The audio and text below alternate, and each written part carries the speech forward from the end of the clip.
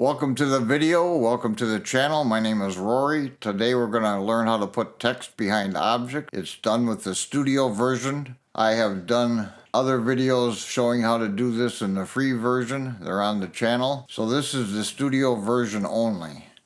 I have a photo up here of a lighthouse. It can be done with a video as well, but I'm just going to use a photo for this example. So we're going to drag that photo to our timeline. We're going to come up here to Effects, Titles, and we're going to drag a text down to our timeline. You can make that say whatever you want. I'm just going to leave custom title, but I'll change the font. I'm going to go with Montserrat Black. I'm going to click on this and cheat, and I'm going to drag this up here so it's going to be over our lighthouse. Now what I'm going to do is I'm going to click on our video and hold down Alt and drag it up above that text video.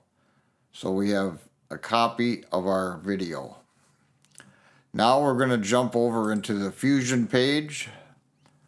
We have our media in and our media out.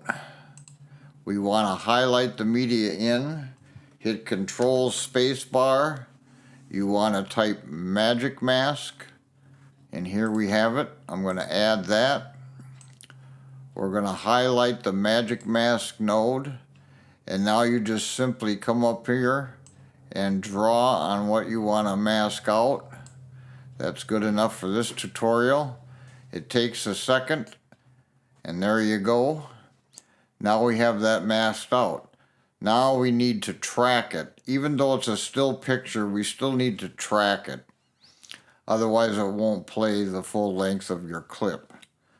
So if you were here in the middle somewhere, when you mask something out, you would come up here and you would track it both forwards and reverse.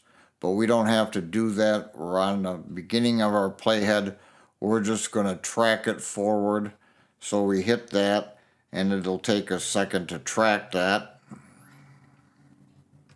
And now we've finished tracking, so we'll jump over here into our edit page, and you can see that our text is now behind the lighthouse. Pretty easy. It's a nice built-in feature. I'm going to give you a little tip. For those that don't have the studio version of DaVinci Resolve, you can come to AImeta.com. I'll leave a link in the description. Try the demo, try it now, and it's basically a website with a magic mask built in. They have an example video here. You would just click change video and upload your video. I'm not going to go through the whole thing. I'll leave a link in the description to this website. So that's all I have for you today, the magic mask inside of DaVinci Resolve Studio. If you learned anything, please like and subscribe. We'll see you in the next video.